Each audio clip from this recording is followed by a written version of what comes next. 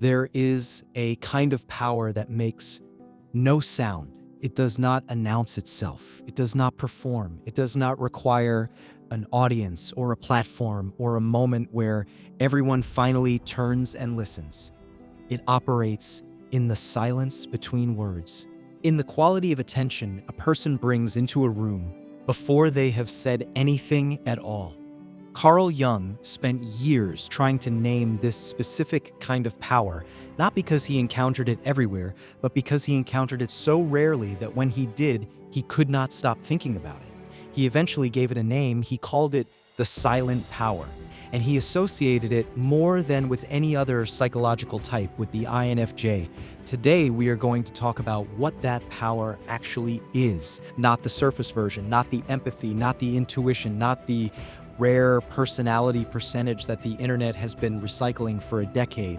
The actual thing Jung identified, the structural, psychological, almost frightening capacity that lives at the center of the INFJ type, and that most INFJs, not some, not a few, but most, never fully activate in their lifetime. And we are going to talk about why. Before we go further, we need to dismantle something. Because when most people hear the phrase silent power, they hear it through the lens of the personality world, which has turned it into a kind of consolation prize, a way of telling introverts that it is okay they do not speak loudly because they have a quiet strength instead. That is not what Jung meant. Jung was not in the business of consolation, he was in the business of precision. When Jung used the word power in a psychological context, he meant something specific and serious. He meant the capacity to affect reality, to change what happens in a person, in a relationship, in a room, in a system, through the force of one's psychological presence, rather than through action, argument, or volume. That kind of power is not soft. It is not gentle, in the way the word gentle gets used to mean harmless. It is gentle in the way water is gentle, present everywhere, yielding to every obstacle, and capable over time of reshaping stone. Jung believed the INFJ carried this capacity at a level he had not encountered in other types, not as a gift they had earned, as a structural feature of how they were built. And the tragedy he observed, quietly over decades of clinical work, was how consistently this capacity went unused. Not because INFJs lacked it, but because they had been taught systematically and thoroughly to be afraid of it. Here is the first component of the silent power Jung identified in the INFJ type, and it is the one that is most frequently misunderstood because it looks from the outside like passivity. Jung called it receptive perception, the ability to receive information from the environment, from people, from situations, from the quality of an interaction, at a depth that bypasses the ordinary channels of communication. Most human beings process the world through what is said, what is shown, what is explicitly presented. The INFJ processes all of that and simultaneously processes what is withheld, what is almost said, what someone's body is doing while their words say something different, what the silence after a particular sentence means in the context of everything that came before it. This is not intuition in the vague, mystical sense the word has accumulated in popular culture. This is a real, specific cognitive capacity that Jung mapped onto the INFJ's dominant function, introverted intuition, and that he described as the ability to perceive the deeper patterns of reality beneath its surface appearance. The INFJ does not just see what is happening. They see what the happening means, where it came from, where it is going, what it is trying to become. And they see this constantly, automatically, without choosing to, in every conversation, every room, every relationship they inhabit. That is the raw material of the silent power. The question is what they do with it. The second component of the silent power is what Jung called magnetic presence. And this is the one most INFJs will immediately want to dismiss because it conflicts directly with how they experience themselves. Most INFJs do not feel magnetic. They feel invisible. They feel like the person at the party no one noticed arrive and no one notices leave. They feel like the one who listened to everyone and was asked nothing in return. And all of that is true and completely consistent with what Jung meant by magnetic presence. Because the magnetism Jung described is not social magnetism. It is not charisma in the extroverted sense. The person who commands attention by taking up space, speaking first, performing confidence until the room reorganizes itself around them. It is something quieter and, in Jung's view, considerably more powerful.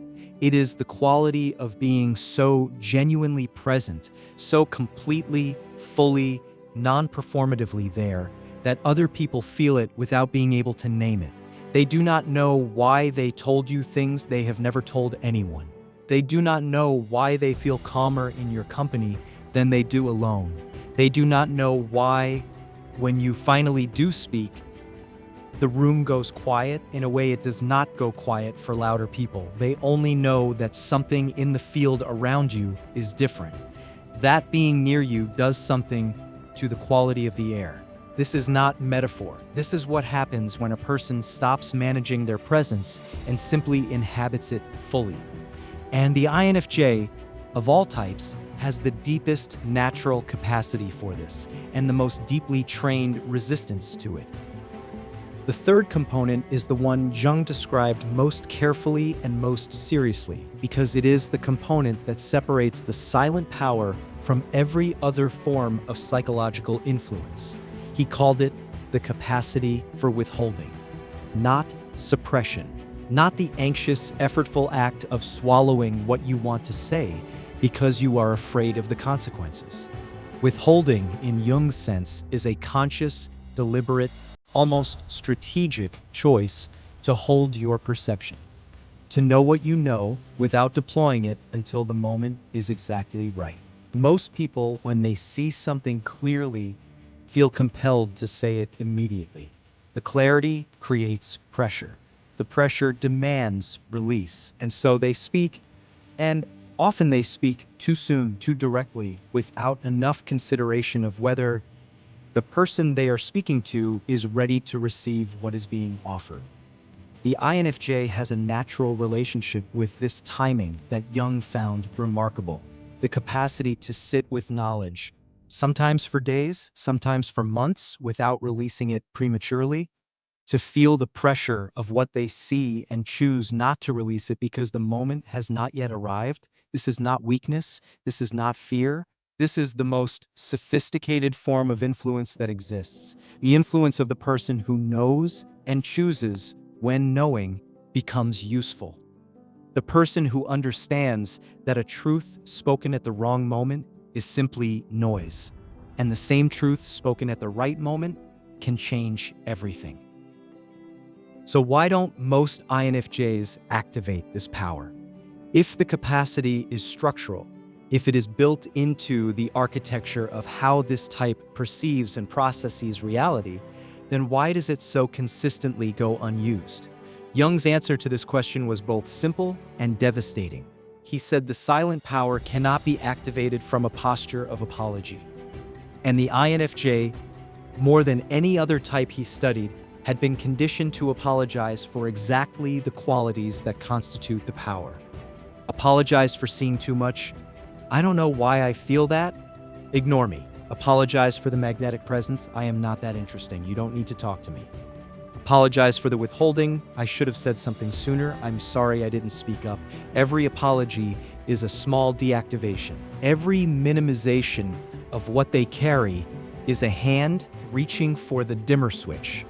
And the accumulated weight of a lifetime of apologies for being too sensitive, too intense, too perceptive, too much of whatever the room could not hold is, in Jung's view, the primary reason the silent power remains silent in a way that was never intended. The silence was supposed to be the vessel Instead, it became the lid. Here is what Jung said about how the silent power actually gets activated, and why this is the part most personal development content gets completely wrong. It is not activated by confidence, not by deciding to speak up more, take up more space, stop apologizing, be more assertive, all the advice that gets handed to INFJs by people who have fundamentally misunderstood what they are looking at. The silent power, Jung wrote, is not a behavior, it is a state. It is what emerges when the INFJ stops managing the gap between who they actually are and who they believe they are allowed to be. It is what happens when the apologizing stops, not because the INFJ decided to be confident, but because they finally, exhaustedly, completely ran out of reasons to keep shrinking. Most INFJs who activate this power do not describe it as an achievement. They describe it as a relief, as the moment they stopped performing smallness and simply stood in what they actually are, fully, without qualification, without the preemptive apology for taking up space. And in that moment, the silent power does not switch on like a light. It surfaces the way water surfaces when you stop pressing it down. It was always there, it was always moving. The only thing that was ever in its way was the hand holding it under. Jung believed the silent power was not incidental to the INFJ type. He believed it was the point. That this specific configuration of perception, presence, and withholding existed in the human species for a reason. Not a mystical reason, not a destined reason, but a psychological and social one. Every system, every family, every organization, every culture generates things it cannot see about itself. Blind spots that accumulate until they become crises. Patterns that repeat because no one inside the system has the perceptual equipment to identify them from the outside while still being part of the inside. The INFJ has that equipment. They are, by psychological structure, both inside every room they inhabit and simultaneously able to perceive it from a distance that others cannot access. That is not a personality quirk, that is a function. And a function that is never activated is, in the most precise sense of the word, a waste. Not a moral waste, a structural one. Like a bridge built and never crossed, like a key forged and never used.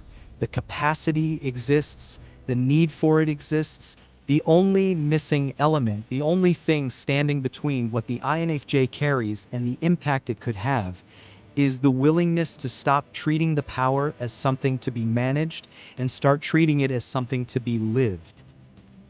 So what does activation actually look like in a practical life? Because Jung was not interested in theory that could not be lived. He was a clinician.